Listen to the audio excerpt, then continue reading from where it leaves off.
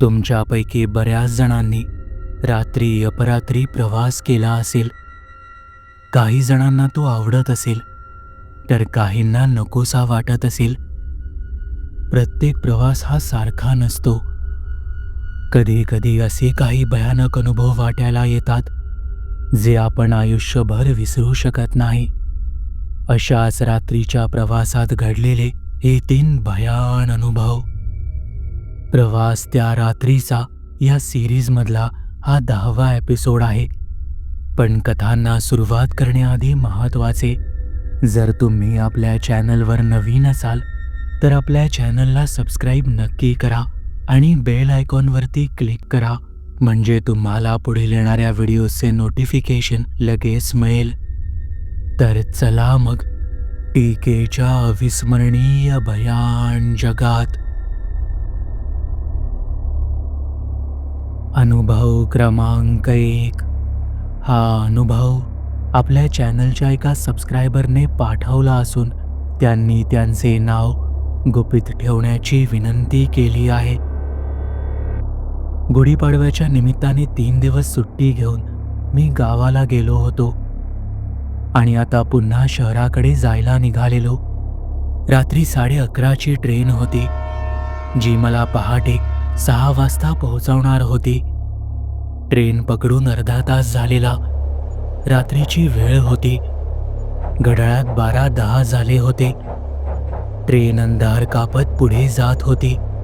खिडकी बाहेर पूर्ण काळोख पसरलेला. मध्येच एखाद्या छोट्या स्टेशनची पिवळी फिक्कट लाईट दिसायची आणि क्षणात गायब व्हायची. मी त्या दिवशी एकटाच प्रवास करत होतो. मला ट्रेन प्रवास खूप आवडतो, पण त्या रात्री काहीतरी वेगळं जाणवत होतं. माझी सीट B2 कोचमध्ये साईड लोअर होती. डब्यात फारशी गर्दी नव्हती. काही लोक आधीच झोपून गेले होते, तर काही मोबाईलमध्ये गुंतले होते. पण जसजशी रात्र गडद होत गेली तसं सगळं शांत होत गेलं. ट्रेनच्या चाकांचा आवाज सतत ऐकू येत होता, पण काही वेळाने तोच आवाज विचित्र वाटायला लागला, जसं त्या आवाजात काहीतरी बदलत होतं. मी खिडकीतून बाहेर बघत होतो. साधारण 1:30-1:45ला मला ग्लानी येऊ लागली, म्हणून मी झोपायचा प्रयत्न केला, पण त्या आवाजामुळे झोप येत नव्हती. मनात एक विचित्र बेचैनी वाढत चालली होती. तितक्यात ट्रेन एका छोट्या स्टेशनवर थांबली. मी बाहेर पाहिलं. स्टेशनचं नाव नीट दिसत नव्हतं.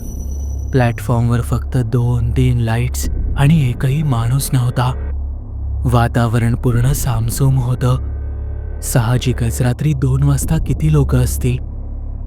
पण प्लॅटफॉर्मच्या टोकाला लाईट खाली एक माणूस उभा दिसला, जो पूर्ण स्थिर उभा होता, डोकं खाली घालून. सुरुवातीला मला कळलंही नाही की तिथे कोणी उभं आहे.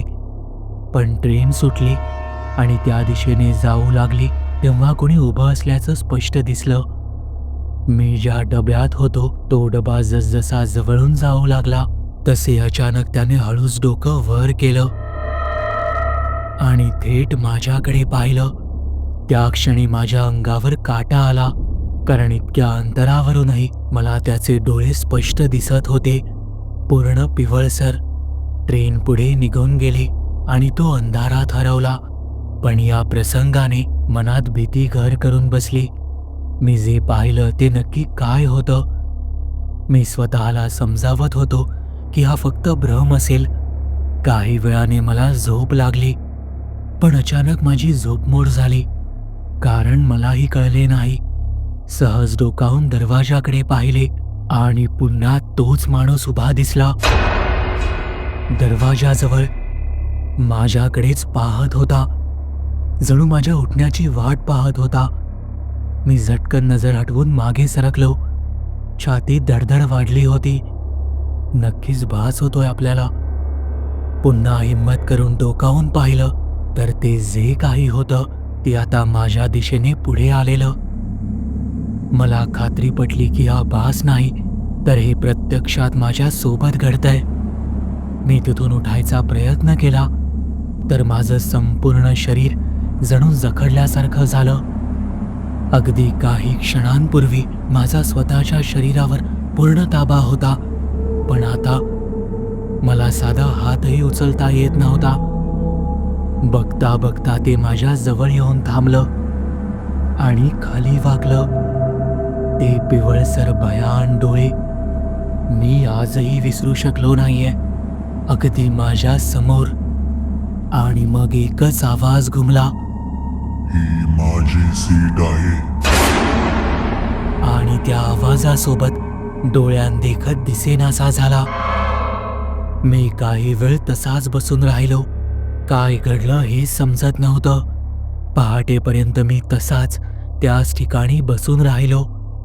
पहाट झाल्यावर लोकांची वर्दळ सुरू झाली. माझं स्टेशन आल्यावर मी उतरलो, पण घडलेला प्रकार इतका भयानक होता की मी त्याबद्दल कसलीही चौकशी करायच्या भानगडीत पडलोच नाही. त्यानंतर मी आजपर्यंत एकट्याने रात्रीचा प्रवास केला नाहीये आणि कधी करीन असेही वाटत नाही.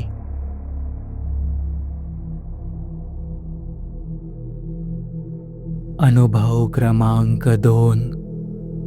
हा अनुभव आपल्या चॅनलचे सबस्क्रायबर वैभव यांनी पाठवला आहे.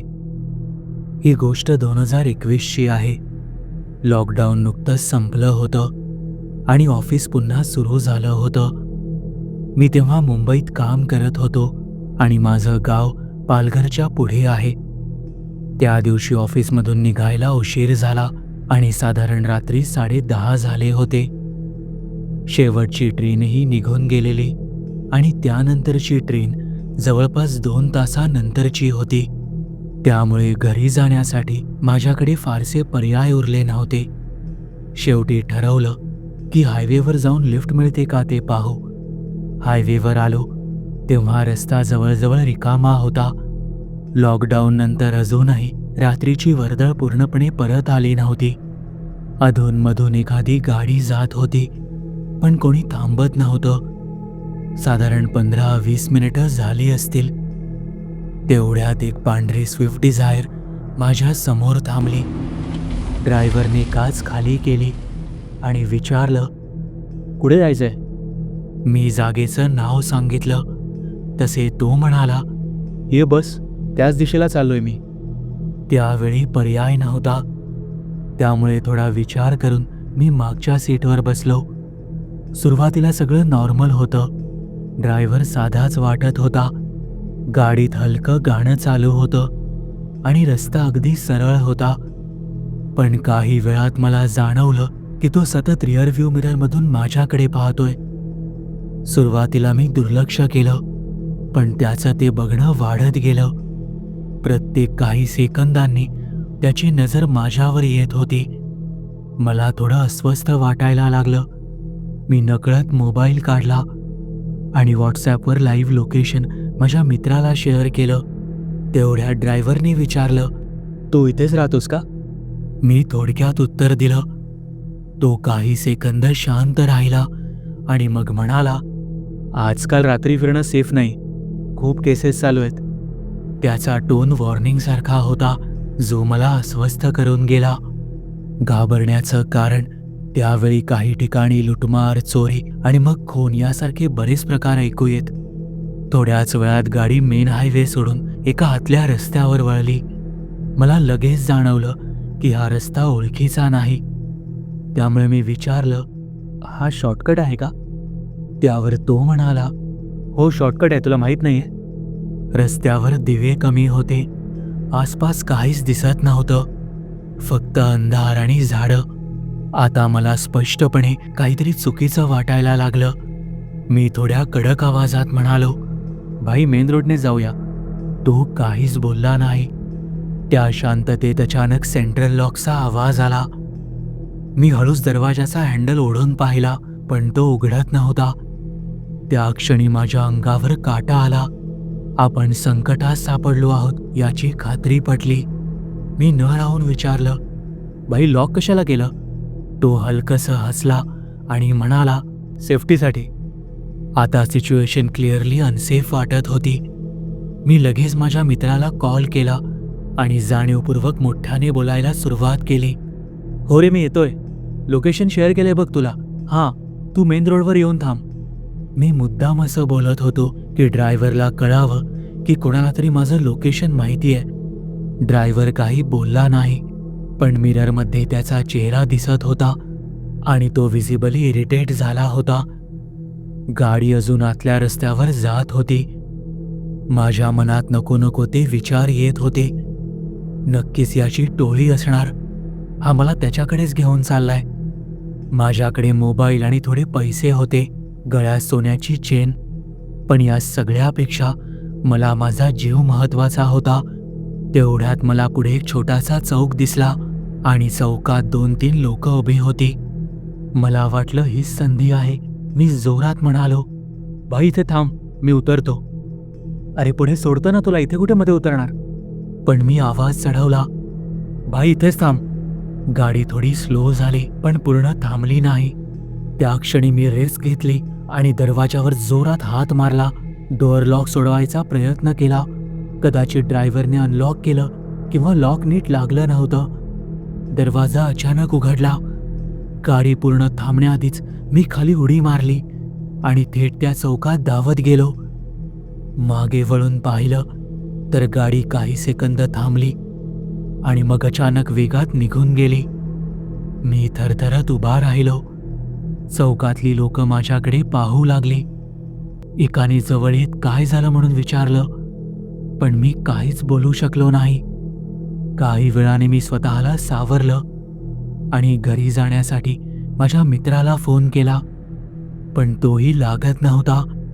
मला ज्या शॉर्टकटने आणलं होतं त्याच दिशेने उलट चालत निघालो. अर्ध्या पाऊण तासाच्या पायपिटीनंतर मी एकदाचा हायवेवर येऊन पोहोचलो. मित्राला पुन्हा फोन केला आणि मला घ्यायला बोलावलं. घरी पोहोचल्यावर मी थेट झोपून गेलो. दुसऱ्या दिवशी सकाळी उठलो तेव्हा थोडं शांत वाटत होतं. कालचा एक्सपिरियन्स ऑलमोस्ट इग्नोर करायचा माझा प्रयत्न सुरू होता, पण एक गोष्ट चेक करायची म्हणून मी मोबाईल उघडला आणि मॅप्सवर तो शॉर्टकट शोधू लागलो. तो रूट थेट पुढे एका जंगलात जात होता आणि तिथे संपत होता. त्या ठिकाणाबद्दल जे वाचलं ते अजून भयानक होतं. 2018 मध्ये त्या भागात एकूण 8 जण बेपत्ता झाले होते, जे आजतागायत सापडले नाहीत. आजही जेव्हा मी त्या रात्रीचा विचार करतो मला ड्रायव्हरचा चेहरा आठवत नाही, पण त्याचे डोळे मात्र आठवतात, जे मिररमधून माझ्याकडेच पाहत होते. अगदी स्थिर, अगदी थंड, जणू तो मला कायमचा घेऊन जात होता आणि मी शेवटच्या क्षणी सुटलो होतो.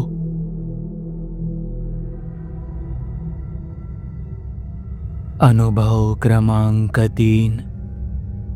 हा अनुभव आपल्या चॅनलचे सबस्क्रायबर सुहास पाटील यांनी पाठवला आहे. ही गोष्ट 2023ची आहे. मी मुंबईहून लातूरला रात्रीच्या प्रायव्हेट स्लीपर बसने जात होतो. ही त्या प्रकारची बस होती ज्या ड्रायव्हर आणि एक हेल्पर असतो आणि मध्ये पिकअप पॉइंट्सवर लोक चढतात. माझा बोर्डिंग पॉइंट ठाण्याजवळ होता आणि रात्री 9:15ला मी बस पकडली. बसमध्ये चढल्यावर हेल्परने नाव चेक केलं आणि मला माझी सीट दाखवली. सगळं व्यवस्थित होतं. माझी सीट मिडल सेक्शनमध्ये होती. बस सुटली आणि काही वेळातच हायवेला लागली. लाईट्स बंद झाल्या आणि लोक झोपायला लागली. साधारण 12च्या आसपास बस एका पिकअप पॉइंटवर थांबली. हेल्पर खाली उतरला आणि 2-3 लोक चढली. मी मात्र झोपेत होतो, पण हलकसं पाहिलं. सगळं रुटीन वाटलं. पण काही वेळानंतर मला जाणवलं की पॅसेजमध्ये कोणीतरी उभं आहे. सुरुवातीला वाटलं की हेल्पर असेल, पण तो वेगळा दिसत होता. त्याने ना युनिफॉर्म घातला होता ना त्याच्याकडे लिस्ट होती. तो फक्त उभा राहून पुढच्या बाजूकडे पाहत होता. मी त्याच्याकडे दुर्लक्ष केलं, पण काही मिनिटांनी पुन्हा पाहिलं तर तो अजूनही तिथेच उभा होता. मी झोपेतून आता बऱ्यापैकी जागा झालेलो. तो माणूस हळूहळू पुढे चालायला लागला. बस हलत होती, पण त्याच्या चालण्यात काहीच फरक नव्हता. तो प्रत्येक बर्थकडे थोडासा वाकून पाहत होता, जणू कोणाला शोधतोय. तो माझ्या बर्थजवळ आला तेव्हा मी नीट पाहिलं. त्याचा चेहरा स्पष्ट दिसत नव्हता, कारण बसमधले बहुतेक लाईट्स बंद होते, पण त्याचे डोळे थेट माझ्याकडे होते. काही सेकंद तो तसाच पाहत राहिला आणि मग पुढे निघून गेला. काही वेळानंतर पुन्हा बाजूला आला, थांबला आणि निघून गेला. सगळ्यात भयानक म्हणजे तो चालतोय असे वाटतच नव्हते. जणू काही फूट हवेत तरंगत पुढे सरकत होता. माझी नजर त्याच्यावरून एक क्षणही हटली नाही. तो ड्रायव्हर जवळ गेला आणि मग माझ्या नजरेसमोरून अक्षरशः गायब झाला. मी खाडकन उठून बसलो. स्वतःला समजावलं की कदाचित तो कुठल्या बर्थमध्ये गेला असेल, पण मला विचित्र वाटत होतं. घडलेल्या प्रकारामुळे मी प्रचंड घाबरलो होतो. संपूर्ण रात्र मी तसाच जागा राहिलो. सकाळी बस एका मोठ्या स्टॉपवर थांबली आणि लोक उतरायला लागली. मीही खाली उतरलो. हेल्पर लोकांची नावं चेक करत होता. तेवढ्यात तो ड्रायव्हरला म्हणाला की एक पॅसेंजर उतरला नाही. ड्रायव्हरने विचारलं की लिस्टमध्ये किती होते. त्यावर हेल्पर म्हणाला की 29. ड्रायव्हर म्हणाला की आत किती आहेत मग. हेल्पर लगेच म्हणाला 28. काहीतरी चुकतंय असं मला लगेच वाटलं. मी त्यांच्या जवळ जाऊन त्यांना विचारलं, कोणी मिसिंग आहे का. हेल्पर म्हणाला नाही, सगळे पॅसेंजर कन्फर्म आहेत. मी पुन्हा विचारलं, मग काउंट मिसमॅच कसा येतोय तुम्हाला. ड्रायव्हर काही सेकंद शांत राहिला आणि मग गंभीर आवाजात म्हणाला, काल रात्री कोणाला पॅसेजमध्ये उभं पाहिलं का. माझ्या अंगावर सरकन काटा आला, पण मी काहीच बोललो नाही. तो पुढे म्हणाला, कधी कधी पिकअपवर एक एक्स्ट्रा येतो. चढताना दिसत नाही, उतरतानाही दिसत नाही, पण काउंटमध्ये येतो. जो दिसतो तो पॅसेंजर नसतो. खरं सांगायचं तर आम्हीही वैतागलो या प्रकाराला, पण काही करत नाही तो. आमच्यासोबत बऱ्याच लोकांना दिसलाय तो, सगळ्यांना नाही. त्याचं हे बोलणं ऐकून मी त्याच्याकडे पाहतच राहिलो.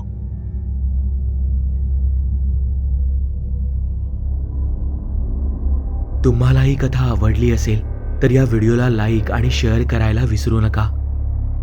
जर तुम्ही आपल्या चॅनलवरती नवीन असाल तर आपल्या चॅनलला सबस्क्राईब नक्की करा आणि बेल आयकॉनवरती क्लिक करा, म्हणजे तुम्हाला पुढील येणाऱ्या व्हिडिओचे नोटिफिकेशन लगेच मिळेल. तुमच्याकडेही अशा कथा किंवा अनुभव असतील तर ते तुम्ही मला आपल्या वेबसाईटद्वारे म्हणजेच TEKStoryteller.com द्वारे पाठवू शकता. त्याची लिंक मी या व्हिडिओच्या डिस्क्रिप्शनमध्ये दिली आहे. आपल्या चॅनलबद्दलचे अपडेट्स मिळवण्यासाठी आपल्या फेसबुक, इंस्टाग्राम, ट्विटर आणि टेलिग्राम या चॅनल्सला फॉलो करायला विसरू नका. आपल्या चॅनलवर पोस्ट झालेल्या सगळ्या कथा तुम्ही आता आपल्या वेबसाईटद्वारेही वाचू शकता. त्यासाठी आपल्या वेबसाईटला म्हणजेच TEKStoryteller.com ला भेट द्यायला विसरू नका.